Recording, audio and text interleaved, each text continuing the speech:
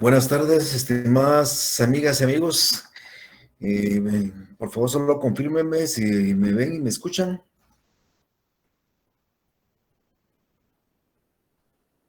Buenas tardes, licenciado, ¿sí se le escucha? Tan amable, muchísimas gracias. Bueno, vamos a abordar hoy un nuevo medio de convicción, un nuevo medio de prueba. Quiero comentarles de que vamos a tener una clase muy breve. Calculo que vamos a estar y conectados con ustedes unos 30 minutos porque vamos a abordar un solo medio de convicción. Con este ya es el quinto medio de prueba que vamos a analizar. Nos vamos a quedar pendientes con dos medios de prueba para el día martes. Y luego estaremos abordando un poco los medios de impugnación y con eso estaremos concluyendo nuestro programa ya para el examen final. Hemos abordado y explicamos oportunamente que los medios de prueba se dividen doctrinalmente en tres: medios de prueba directos por percepción, del cual ya abordamos el reconocimiento judicial, que es el único medio de prueba directo, y también por medios de prueba indirectos. Esos medios de prueba indirectos se llaman indirectos por representación porque se representa al juez en el presente un hecho pasado a través de personas, como en el caso de la declaración de parte, o la declaración de testigos que ya abordamos también, y también a través de documentos, que va a ser la prueba que vamos a analizar el día de hoy. Y por último, tenemos medios de prueba por inducción o deducción, de los cuales ya hablamos de la prueba de expertos, que es un medio de prueba por inducción o deducción. Estaremos abordando entonces el día martes los medios científicos de prueba, que son otro medio de prueba indirecto por representación, y las presunciones, que es un medio de prueba por inducción o deducción. Bueno, en términos generales, eso es lo que tenemos planificado para estar concluyendo en unas 2 o 3 sesiones, 4 sin mucho, para que ya estemos preparados ya para nuestro examen final. Bueno, ya entrando un poco en materia, pues lo que he estado explicando en la entrada es que vamos a hablar un poco de la prueba documental. Esta prueba es importantísima, de verdad que son de las pruebas que permiten demostrarle al juez los hechos que son controvertidos. Diría yo que de las pruebas más importantes, juntos con la confesión, puesto que la prueba documental, pues lo que está narrando es un hecho pasado, es un hecho histórico. Aquí es bien importante, y esto lo vamos a estar abordando en esta breve explicación, es que esta prueba es la única prueba preconstituida, es la única prueba preexistente. Vamos a tratar de recordarles a ustedes los 4 medios de prueba anteriores. Hablamos en algún momento de la prueba de declaración de parte, y ustedes recordarán que la prueba de declaración de parte, la parte va a declarar frente al juez, o sea, la prueba la vamos a desarrollar dentro del proceso. En la prueba de declaración testimonial, exactamente sucede lo mismo. Los testigos van a ir a declararle al juez y la prueba la vamos a desarrollar dentro del proceso. Y lo mismo está sucediendo con el reconocimiento judicial, pues el juez señala un día y una hora, comparece a un lugar, desarrolla la diligencia, levanta el acta y desarrolla la prueba.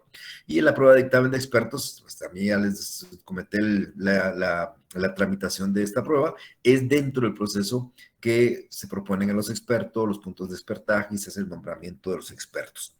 Entonces, la prueba de documentos, cuando yo llego a presentar ya mi demanda o mi contestación, esa prueba ya existe. Yo necesito tratar de plantear un juicio de alimentos y quiero, por ejemplo, probar la relación de parentesco, de filiación entre los padres y los hijos, entre el padre demandado y sus hijos que debe alimentar, pues estarán las certificaciones de las partidas de nacimiento que extiende el RENAP. Si quiero probar la relación conyugal, para también pedir alimentos para la cónyuge, pues estará la certificación de la partida de matrimonio también extendida por el Registro Nacional de las Personas. Si yo quisiera probar una obligación, una deuda, por ejemplo, que me comprometí a través de una letra de cambio, pues esa letra de cambio existe con anterioridad a la demanda. O yo quiero probar una relación contractual de un contrato de arrendamiento hecho en escritura pública, pero lógicamente el notario tiene la escritura y yo podré pedirle una copia a través de un testimonio. Entonces, la prueba documental ya existe, viene a constituir una prueba preexistente. Y de hecho, es la única medio de prueba que existe antes de la demanda. Este aspecto de su existencia es lo que nos hace a nosotros, tal y como ya lo he explicado en un par de oportunidades anteriores, nos obliga a nosotros a que en la demanda, nosotros cuando ofrecemos la prueba documental, es obligación individualizar la prueba y acompañar la prueba. Es decir, yo tengo que indicarle al juez en mi demanda, en el apartado de pruebas, cada documento que acompaño, una certificación de tal cosa, un oficio de tal otra, un documento privado de tal otra, etcétera, etcétera. Y además de indicarlo, es mi obligación acompañarlo. En algunos casos pudiera yo no tener la prueba. Yo necesito presentar una certificación de la partida de función, pero el RENAP me lo ha entregado, a mí me interesa presentar la demanda pronto, entonces la ley permite que yo le diga al juez y le individualice una certificación de la partida de función, pero diga que no cuento con ella en este momento, pero tengo que indicar el lugar en que se encuentra, pues lógicamente está en el Registro Nacional de las Personas, pero la obligación mía en mi demanda es individualizar la prueba y acompañarla por ser esta una prueba preexistente. Esta prueba podríamos solo definirla como un medio de prueba, ya dije yo que es un medio de prueba indirecto, por el cual a través de un escrito, a través de un documento propiamente dicho, un escrito, para ser más claro, nosotros podemos probarle al juez un hecho pasado, un hecho histórico, y a través de él, por supuesto, tratar de probar nuestras afirmaciones. Recuerden ustedes que la prueba civil lo que busca es demostrar. Por eso todos los medios de prueba de nosotros, dentro de nuestras definiciones, tenemos que poner demostrar. La declaración de partes para demostrar, la declaración testimonial es para demostrar y la prueba documental, pues es como decimos, una prueba que consta en un escrito y a través del cual se le relata al juez un hecho histórico y con ello tratar de probar o demostrar, mejor dicho, nuestras afirmaciones que probamos o que queremos hacer constar en el proceso. Nosotros vamos a basarnos realmente en dos documentos que son los más importantes. Voy a hablar en unos segundos de otros documentos, pero los documentos que para nosotros nos interesan efectivamente para efectos de esta explicación, y eran los que realmente el código conocía hace 60 años, eran los documentos públicos y los documentos privados. La realidad esa es la gran clasificación, dividir documentos en públicos y documentos en privados.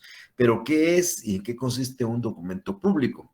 Pues el documento público, voy por el ejemplo primero antes de tratar la explicación, la certificación donde consta el día, la hora en que ustedes nacieron y dónde nacieron, ese es un documento público porque es expedido por un empleado o un funcionario público.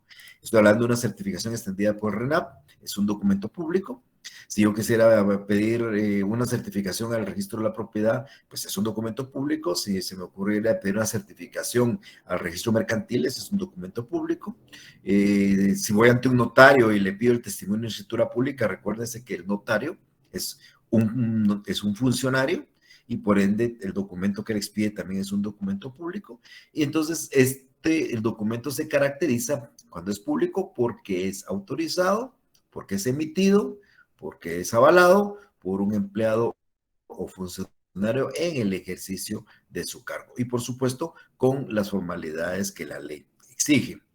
Este documento público tiene y se equipara más o menos a la confesión, cuando el demandado acepta los hechos, porque el documento público es un documento de los más, diría yo, el más idóneo para demostrar un hecho. ¿Quieren probar ustedes cuándo se casaron? ¿Quieren probar ustedes una deuda? ¿Quieren probar ustedes una deuda hipotecaria? ¿Quieren probar ustedes un contrato de arrendamiento? Pues no hay ni más ni menos que presentar el documento público. Y lo que el documento público dice es cierto, es verdadero. Esto constituye una certeza. Lo que aparece en el documento público es verdadero y los jueces no pueden dudar de él.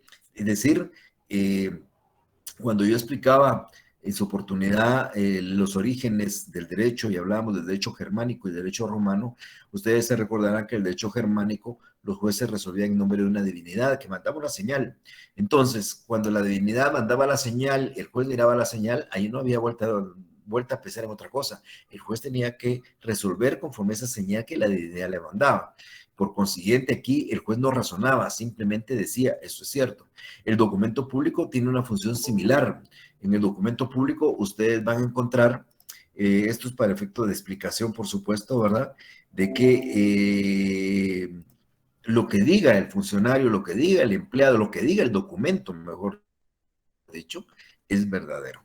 Yo les comentaba a los compañeros de la otra sección de que hace muchísimos años, pues, cuando yo casi estaba recién graduada, había un notario muy famoso. Este notario era muy famoso porque él firmaba todos los documentos en Frente a Finanzas. Él llegaba, alguien le daba un documento y él legalizaba las firmas, él expedía, hacía, él nunca él le usaba su protocolo, él simplemente firmaba y cobraba. Y entonces sucede que tuvo muchísimas denuncias, estuvo detenido por falsedad material, falsedad ideológica en varias oportunidades, y todos los jueces lo conocían, todos los abogados lo conocíamos, era muy, muy famoso.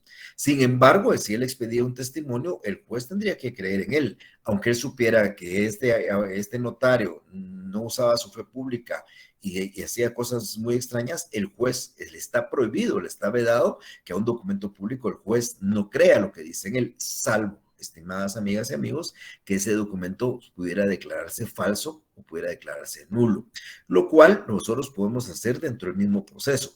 Lo voy a explicar en unos momentos. Es decir, si yo tengo un documento que veo que es falso, aunque sea público, puedo impugnarlo de falsedad. O si es nulo, lo puedo impugnar de nulidad. Pero mientras no lo impugne de nulidad, mientras no lo impugne de falsedad, este documento es verdadero y se cree en él.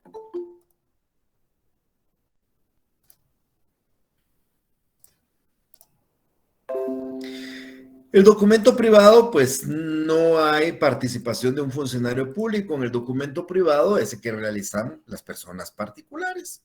Si un día si usted y yo nos sentamos en un lugar, y usted me presta a mí 1,000 quetzales, yo le hago una servilleta y le digo que me reconozco deudor de 1,000 quetzales y le firmo la servilleta, ese es un documento privado.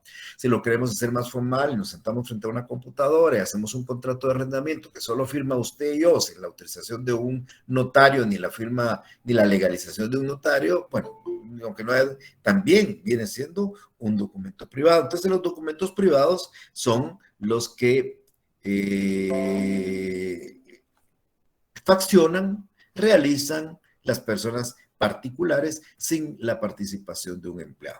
Vean, yo puedo hacer un contrato en estructura pública de arrendamiento y ese contrato de arrendamiento en estructura pública es un documento público. Y puedo hacer un contrato de arrendamiento en un documento que voy a faccionar yo junto con el arrendante o el arrendatario sin que sea hecho ante un notario y ese documento va a ser un documento privado. Esa es la gran diferencia entre un documento privado y un documento público. Y la certeza no es la misma. El documento público produce plena prueba. Se cree a ciencia cierta y con mucha certeza lo que el documento público contiene.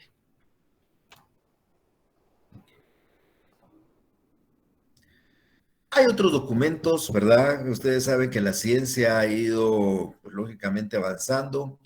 Nosotros cuando el Código Procesal Civil surgió, apenas se hablaba de las fotocopias, fotostáticas, pero hoy ustedes saben que ya existe otra clase de documentos. El documento que nosotros estamos refiriendo al público y al privado es el documento que conocemos como el documento textual, porque en ese documento se basa en el lenguaje escrito plasmado en un papel. Esa escritura o este documento privado de que tiene un contrato de arrendamiento viene siendo un documento textual. También tenemos documentos sonoros. Los discos compactos con música, esos son documentos sonoros porque aquí hay un lenguaje oral y sonidos. Aquí lo que estamos almacenando normalmente es música, pero esos son finalmente documentos sonoros. Y tenemos también unos documentos audiovisuales que donde hay, además de sonidos, hay imágenes y estos se almacenan en cintas. Y aquí estamos hablando de una grabación en video, lógicamente una película, para dar unas ideas de lo que son estos documentos. También vamos a encontrar documentos fotográficos. Pues lógicamente aquí lo que se utiliza es la técnica de la fotografía. Ustedes saben que es una fotografía, ese es un documento fotográfico. Y por supuesto, actualmente ya contamos con documentos digitales, que son todos aquellos que están incluidos en nuestras USBs. Pero que también es importante resaltar quiero decirles que todavía existe duda en el ámbito procesal dentro de qué ámbito conocemos nosotros un documento digital, si es una prueba científica o es una prueba documental. Mi criterio muy particular es que esto es una prueba documental. Lógicamente la ciencia ya nos cambió del documento textual a documentos digitales, pero siguen siendo documentos. Estos son aspectos que a mí por el momento en mi práctica no me ha correspondido trasladar, pero ese es mi punto de vista muy personal y particular. Ahora, ¿cómo pueden ustedes presentar los documentos cuando hacen su demanda o su contestación de la demanda? Mi recomendación primera es que los documentos se presenten en original. Algunas veces, algunos jueces son de la idea de que no aceptan fotocopias, pero la ley sí es clara, que dice que se puede presentar en original, pero también se puede presentar en copia fotográfica, estoy hablando de una fotografía, en una fotostática, no existían, no que si todavía existen las fotostáticas, y por supuesto si hay fotocopias o cualquier documento similar. Entonces las fotostáticas, yo me recuerdo que en los títulos, a nosotros nos pedían sus títulos para la universidad en fotostáticas, y ese es un mecanismo, puede ser una fotocopia, puede ser una fotografía para presentar sus documentos. Entonces, hay varias maneras de presentarlos, en original o en copias a través de estos sistemas que acabo de explicar. Pero, importante, presentarlos. Yo no puedo pedir el día de mañana que se tenga comprobado un documento que yo no acompañé a mi demanda. Y si no lo acompañé, pero lo ofrecí, el juez igual no me lo va a aceptar porque mi obligación es acompañar el documento a la demanda y como les digo, en caso que no lo tenga, pues indicar el lugar en que se encuentre. Muchas veces, estimados amigos, nos vamos a encontrar con que no tenemos el documento, es un documento original. Ese documento original que nos va a servir a nosotros está en poder de un tercero. No estoy hablando de un sujeto procesal en el juicio, sino un tercero. Y necesitamos que él no lo dé. Pues vamos a pedírselo y no nos lo da. Le solicitamos que nos lo entregue, pues nos va a servir, o que nos dé una fotocopia y tampoco nos lo da. Entonces tenemos la potestad de pedirle al juez que le exija ese documento. Pero ¿qué tenemos que hacer para esto? Primero debemos de probar que el documento está en poder de él. Y si logramos probar que está en poder de él, entonces el juez le va a requerir que entregue el original o que entregue copias a través de los temas que hemos visto, fotografía, fotostática, fotocopia, por supuesto a costa de nosotros. Nosotros tendríamos que pagar esas copias de fotocopias y nosotros ya con esa copia o el original que el juez le requiere y no lo entreguen, pues ya lo incorporamos al juicio. Sin embargo, si no, pese a todo, se negara a entregarlo, él está sujeto a que se le deduzcan responsabilidades, es decir, el pago de daños y perjuicios en caso se causaren por no querer entregar un documento que podría servirnos a nosotros dentro del proceso. No pasa lo mismo, pero pudiera darse. No pasa lo mismo y no la misma consecuencia cuando el poder está en poder del adversario, o sea, de la parte contraria. Sucede que el documento que a mí me interesa, lo tiene la parte contraria, lo tiene el demandado. Yo necesito ese documento para acá porque sucede que yo le extendí a él un recibo por 20,000 quetzales y de hecho quedó hasta plasmado en otro documento que él lo recibió y él, pese a eso, él no quiere presentarlo. Entonces, a mí me interesa presentarlo en el juicio y lo que tengo que hacer es solicitarle al juez que se lo pida. Pero para eso debo acompañar una fotocopia de ese documento si lo tuviere, pero si no lo tuviere, tengo que indicar qué contiene ese documento, cuáles son los datos de ese documento. Es decir, yo tendría que decirle, señor juez, la parte demandada cuenta con un recibo extendido el 10 de febrero del año 2021, por el cual se acredita el pago de 20,000 quetzales en concepto de la deuda X, por decir algo. El mismo está suscrito por el demandado, pero él tiene el documento. Entonces, yo tendría que decirle qué contiene el documento y además de eso, también debo de probar que ese documento se encuentre en su poder. Si logro probar que el documento está en su poder, entonces el juez le va a fijar al demandado, o perdón dicho, a la parte contraria, podría ser el actor, le estoy hablando de la parte contraria, y le va a fijar un plazo para la entrega de ese documento bajo un apercibimiento que si dentro del plazo él entrega el documento, el juez va a tener por cierto y exacto los datos que yo le hubiera puesto al documento. Y por supuesto se tendrán por exactos para el momento de dictar la sentencia. Entonces, ejemplificando lo que acabo de decir, si le fijan un plazo a esta persona a la que que yo probé que tiene el documento, le fijan un plazo de 3 días para presentar el documento y pasan los 3 días y no lo presenta, yo le pediría al juez que tenga por cierto los datos que yo ya le dije el documento y el juez los va a tener por ciertos, que hay un recibo de 20,000 quetzales extendido el 10 de febrero del año 2021 y suscrito por la persona del demandado, con el cual se acredita el pago de una deuda. Y ese documento así lo va a considerar el juez al momento de dictar la sentencia. Viene siendo esto una especie de sanción ante la negativa de la parte de entregar el documento que se encuentra en su poder y que va a servir para el proceso. Ahora bien, muchas veces a nosotros nos interesa legitimar un documento privado. El otro semestre, cuando estemos hablando nosotros de juicios ejecutivos, yo les voy a explicar un título de ejecución que es el documento privado reconocido ante juez competente. Vamos a ver, vamos a suponer que yo a ustedes les presto una cantidad de dinero, les presto a ustedes 10,000 quetzales y a cambio de los 10,000 quetzales que yo les acabo de prestar a ustedes me hacen un documento y el documento dice más o menos así. En la ciudad de Guatemala, el día hoy es 28 de abril del año 2022, yo, fulano de tal, me reconozco deudor del señor Mario Estuardo Gordillo Galindo por la suma de 10,000 quetzales, cantidad que pagaré el 31 de abril de año 2022. Y firman el documento, ese es un documento privado, un documento que hicieron en este momentito. Ese documento privado, así como lo acabo de explicar, no constituye título de ejecución. Pero si ese documento estuviera legalizado por un notario, la firma sí constituye título de ejecución.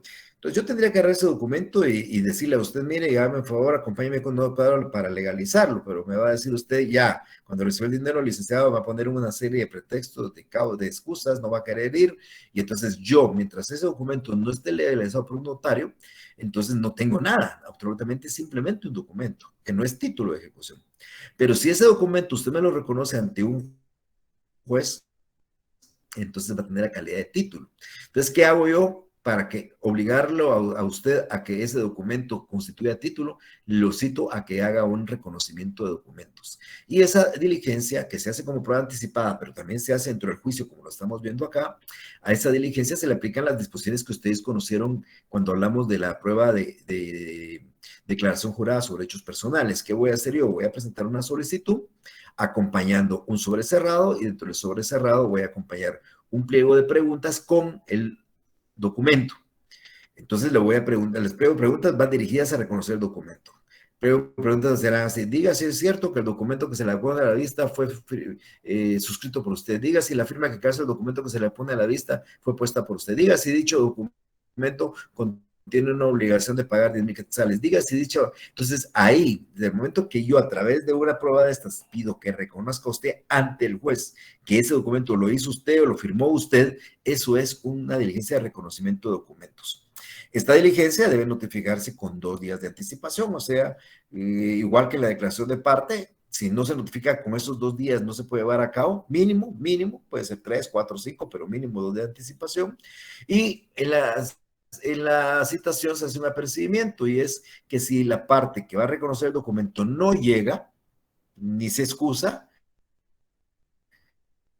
entonces el juez va a tener por reconocido el documento a solicitud de parte. Entonces, aquel documento que la parte se niegue a reconocer, el juez lo va a tener por reconocido. Esa es una forma del reconocimiento de documentos. Hablemos un poco del procedimiento probatorio.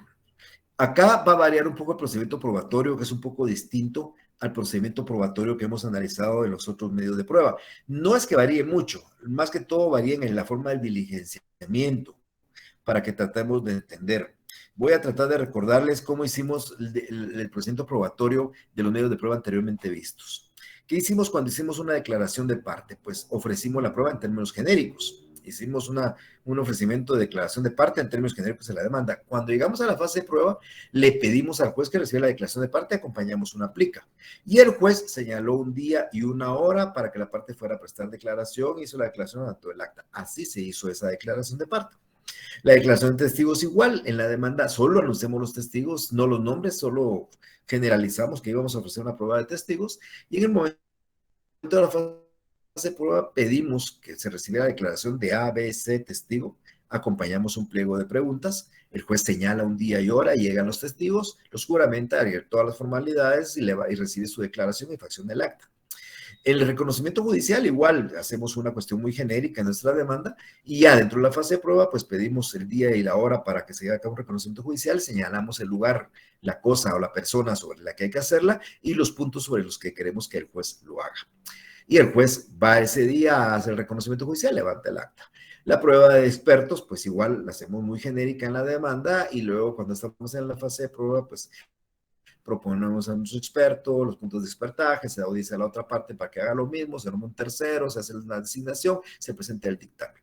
En la declaración, en el reconocimiento, perdón, en la prueba de documentos, la cosa varía por lo menos desde el ofrecimiento. Primero, porque aquí no hacemos un ofrecimiento genérico, aquí sí hay que individualizar, como ya varias veces lo he dicho el día de hoy, individualizar y acompañar a la demanda, a la contestación, los documentos. Yo no puedo decir ofrezco documentos, ni puedo decir ofrezco documento 1, 2, 3 y 4 y cualquier otro que surja, no puedo. Tengo que decir cuáles son. Yo no puedo ofrecer cualquier otro que surja. Tengo que decir cuáles son, cuáles llevo y cuáles acompaño, porque la prueba es preexistente. Esa prueba no va a existir después, esa prueba ya existe y tenemos que ubicarla nosotros si queremos llevarla. Pero es que nosotros no sabemos si va a aparecer otro. Si aparece otro, ese no lo podemos ofrecer ni proponer como prueba. Durante la fase de prueba, y eso forma espacio, porque aquí tengo una demanda y ustedes ven qué cantidad de documentos tiene esta demanda. Esta demanda tiene una cantidad de documentos. Yo presenté, voy a suponer, esto no te lo había presentado, yo presenté esta demanda el día de hoy y va así. Y aquí lo único que van son papeles. Pruebas, ninguna, porque todavía no son pruebas. En este momento son documentos. Y cuando yo les entrego en el tribunal, aquí va solo un ofrecimiento. Ya individualicé, ya lo acompañé, pero estos no son pruebas todavía. Son documentos, pero no son pruebas dentro del proceso. ¿Por qué? Porque es necesario pasar a la siguiente etapa, proponerlas. ¿Cuándo lo vamos a proponer? La vamos a proponer ya en la fase de prueba. Cuando ya comienza a transcurrir los 30 días de prueba, yo le voy a pedir al juez que tenga como prueba los documentos que yo acompañé en mi demanda. Ponía un ejemplo en la otra sección. Yo ofrecí 20 pruebas documentales y 20 van aquí. Aquí van entre certificaciones, oficios, 20 pruebas documentales. Y yo en mi demanda individualicé 20 pruebas documentales. Pero ahorita que llega el periodo de prueba, sucede que no me interesan ya las 20, me interesan solo 15. Entonces yo al juez ya no le pido como prueba las 20, le pruebo solo 15 y le digo cuáles. 1, 2, 3, 4, hasta la 15. Entonces, vean qué interesante. Yo ofrecí 20, pero solo le voy a pedir 15 porque ya no me interesan otras 5. Las otras 5 no me interesa, ahí que se queden. Va a ser papel nada más. En ese momento me interesan 15, pero el juez pudiera no aceptarme las 15, el juez solo me va a aceptar 10, porque las otras 5 criterios del juez no es una prueba viable, no es una prueba fidedigna, no es una prueba que permita probar algún hecho en particular y el juez solo acepta 10. Entonces vean qué interesante. Yo acompañé 20 documentos, individualicé 20. Pedí 15 y el juez solo me va a acceder 10. Esos 10 son los únicos que van a ser medios de prueba. Lo demás es papel, lo demás es papeles que simplemente llenan el expediente, pero que no van a servir de nada porque no, si bien fueron ofrecidos, no fueron pedidos y menos fueron admitidos o fueron diligenciados. Cuando el juez acepta la prueba, cuando después de que yo le pedí 15, él resuelve y dice, se tienen como prueba los documentos 1 al 10, con excepción de la prueba del documento tal y tal y tal por tal y tal cosa. Y el juez no. Entonces, ahí nosotros ya tenemos 10 documentos de los 20. ¿Por qué? Porque son los únicos 10 que el juez admitió después de haber sido ofrecido y haber sido propuesto. Interesante. ¿Puedo yo proponer los 20? Puedo proponer los 20. Los que no puedo proponer son 21. Porque ofrecí 20, no puedo proponer 21. Porque apareció uno más, si yo no lo ofrecí, no lo puedo proponer. Porque si el juez lo admite y lo pone como prueba, es motivo de una impugnación. Entonces, eso tengan ustedes bien presentes. ¿Qué valor tiene la prueba de documentos? Esta prueba es bien importante, les decía yo, porque tiene un valor, se valora conforme al sistema de la prueba legal o tasada. Se recuerda que la prueba legal o tasada significa que el juez ya ni razona, el juez cree en los documentos. El juez tiene que creer en los documentos. Entonces, lo que dice la ley es que en el caso de los documentos, cuando usted presenta un documento público, ese produce plena prueba. Este documento tiene valor. es el testimonio extendido por el notario mañoso que ha estado preso muchas veces, eso no importa. El juez tiene que creer en él, salvo que nosotros lo impugnemos de nulidad o falsedad. ¿Qué es la nulidad? Es un documento que es público, pero que no cumple los requisitos o las formalidades que la ley establece. Sucede que el RENAP nos extendió a nosotros una certificación, pero no viene con la firma y el sello del registrador. Entonces, ese documento que lo extendió el RENAP es nulo porque le falta un formalismo. El notario a nosotros nos extendió un primer testimonio de escritura, pero sucede que no firmó el testimonio. Y entonces, lógicamente, ese testimonio es nulo. Entonces, la nulidad no es que el documento contenga cosas falsas, no, contiene falta de requisitos formales, por eso es nulo. Pero es falso cuando contiene hechos que no son ciertos. Entonces, el documento público produce plena prueba. Ahora, el documento privado tiene, la certeza no es idéntica. Sin embargo, la ley dice que el documento privado se tienen por auténticos, o sea, no vamos a dudar de él, son auténticos, pero no tienen la fortaleza de lo que tiene un documento público. Yo preguntaba a la otra sección y por supuesto me respondía yo porque a veces entiendo que muchas veces no contestan ustedes por temor, por lo que sea, pero yo preguntaba, ¿qué sucedería si al momento que ustedes reciben una demanda, esta es una demanda que ustedes hoy recibieron, hoy se la trajo su cliente, ustedes comienzan a revisar, comienzan a ver, ya les decía yo que lo primero que tenemos que ver son las cuestiones de forma, para ver si cumplen presupuestos procesales, si la demanda no es defectuosa, si el juez no es incompetente, si de repente ya pasó el plazo para plantear la demanda, es caducidad, bueno, todas las cosas que nos permiten plantear una excepción previa. Pero no pensemos en eso, pensemos que cuando revisamos el documento encontramos un documento público que ustedes le preguntan a su cliente y su cliente le dice, licenciado, eso es falso. Mire, está firmado por un notario y dice que fue firmado el año pasado. El notario se murió hace 3 años. Ustedes encuentran un documento falso. Aquí la pregunta es, ¿qué harían en el momento? ¿Qué hacen al momento de presentar su contestación de la demanda? ¿Pueden plantear la falsedad del documento? La respuesta es no. ¿Por qué razón? Porque ya les dije que eso no es prueba todavía. Entonces, si todavía no ha sido admitida como prueba, ¿qué vamos a impugnar nosotros? Un simple papel. Ahí va el papel. Puede ser que la parte lo ofreció, pero que no lo pida. Entonces, si no lo pide, eso nunca va a ser prueba. Entonces, ¿cuándo nosotros vamos a impugnar de nulidad o de falsedad un documento? Pues lo vamos a impugnar dentro de los 10 días siguientes de la fecha en que haya sido admitida la prueba. Y lo vamos a impugnar ya sea de nulidad o falsedad, que son las dos cosas por las que lo podemos hacer. Ya les decía la diferencia entre uno y otro. En ese escrito tenemos que especificar en qué consiste esa impugnación, pues por qué es nulo o por qué es falso. Y el juez a ese escrito en cuerda separada, es un incidente en pieza separada, es un incidente de sucesiva sustanciación, es donde hay que abrir otro expedientito a la par. Ese expediente se tramita en una cuerda separada y se tramita en un incidente por separado, de tal manera que no suspende el proceso. Mientras el juicio va a continuar, por un lado, por el otro lado, vamos a estar discutiendo si ese documento es falso o es nulo en la vía incidental. El juez dicta el auto, ese auto es apelable, se puede ir en apelación a una sala de apelaciones, y si dentro de la resolución del juez ya firme se declara que el documento es falso, pues lógicamente él debe certificarlo conducente al juez o al Ministerio Público para lo que proceda, por supuesto, porque aquí hay la constitución de un hecho delictivo. Pero si el documento se declara falso o se declara nulo, entonces el juez ya no lo va a poder valorar como tenía que haberlo valorado si no se hubiera declarado. Vean, el juez cree en ese documento, tiene que darle todo el valor de lo que el documento dice, pero si el documento se declara falso o se declara nulo, lógicamente lo va a descartar ya como medio de prueba. Y esa es la función de lo que tenemos que hacer.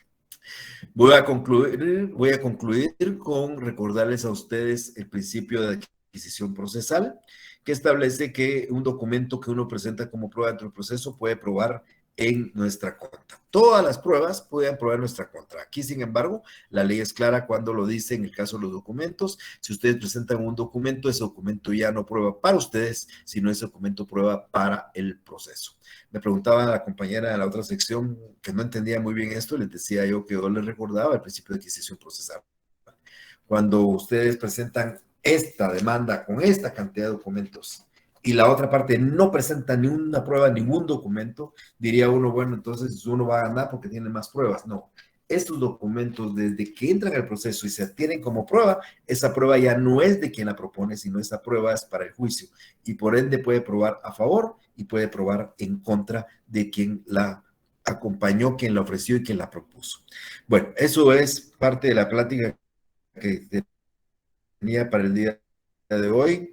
Yo aquí me voy a quedar, solo les dejo un uso de la palabra a ustedes, por si tienen alguna duda, alguna inquietud de lo que acabo de explicar, por favor.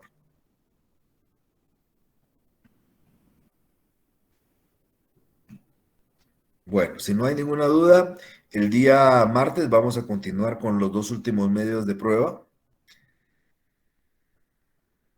Me pregunta José Alfonso si solo la prueba de documentos es la que puede ser impugnada. No, mire, esta pregunta me pareció muy interesante y de repente la voy a preguntar en el examen aprovechando que me lo dijo. ¿Qué medio de impugnación cabe cuando a nosotros no nos admiten una prueba? No nos admiten una prueba. Si yo propongo declaración de parte y el juez me la rechaza, propongo un documento y el juez me lo rechaza, propongo un testigo y el juez dice que no, propongo cuando sucede eso, lo que la ley dice es que nosotros, al momento que nos rechacen una prueba, nosotros no tenemos un medio de impugnación, sino nosotros lo que tenemos que hacer es tratar de, se me fue la palabra, el término en este momentito, ya no se lo voy a poder preguntar en el examen porque se me fue en este momento el término que les iba a decir yo y que se me fue, disculpen, ya me voy a recordar si es posible en esta plática y si no, lo haré en la próxima sesión, pero lo que uno tiene que hacer es simplemente decirle al juez una especie de manifestación, que la palabrita se me fue en este momento, y con esa manifestación, si uno la hace, hay obligación en el Tribunal Superior de analizar si la prueba era verdadera y era válida, y había que hacerla. Ya me ayudó, muchas gracias, Luis Gustavo. Sí, protestar. Esa es la palabrita que no se me venía. Entonces, lo que hace uno es protestar la no admisión del medio de prueba y esa protesta nos permite a nosotros que el Tribunal Superior conozca el medio de prueba y si estima que hay que admitirlo, lo va a diligenciar en ese momento. Ahora, esa es la no admisión. Si una prueba la admiten creyendo nosotros que no habían metido, pues puede ser impugnado a través de una nulidad, que es un medio de impugnación que voy a explicar yo, esperamos en unas próximas sesiones. ¿Alguna otra pregunta que tuviera?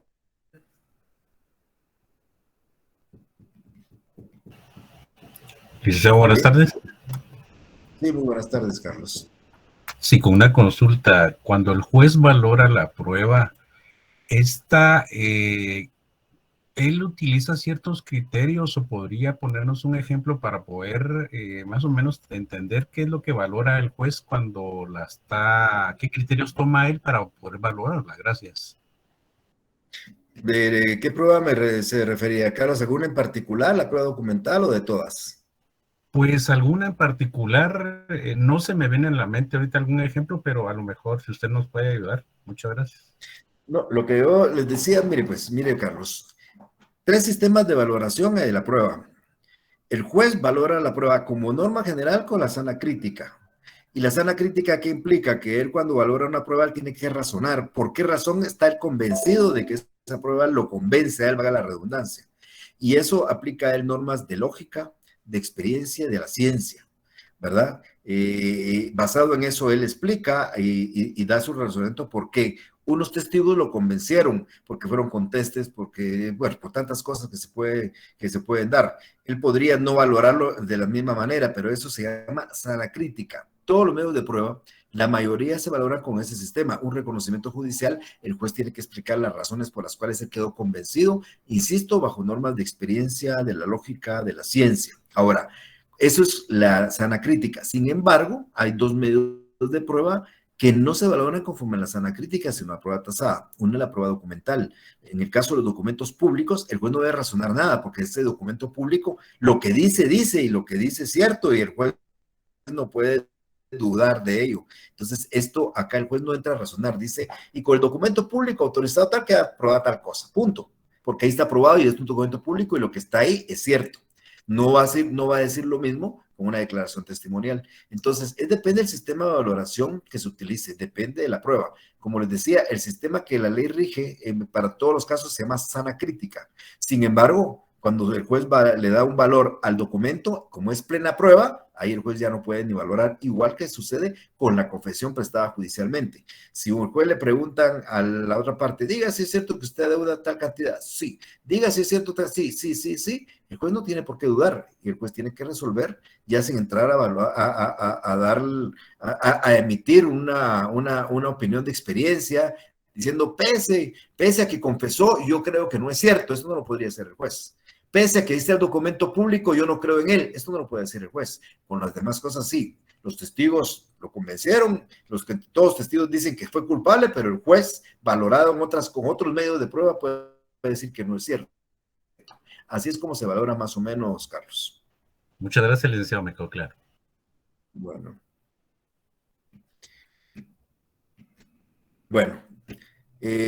nos vemos el día martes, entonces vamos a hablar el martes de medios científicos de prueba y presunciones. Tengan feliz tarde.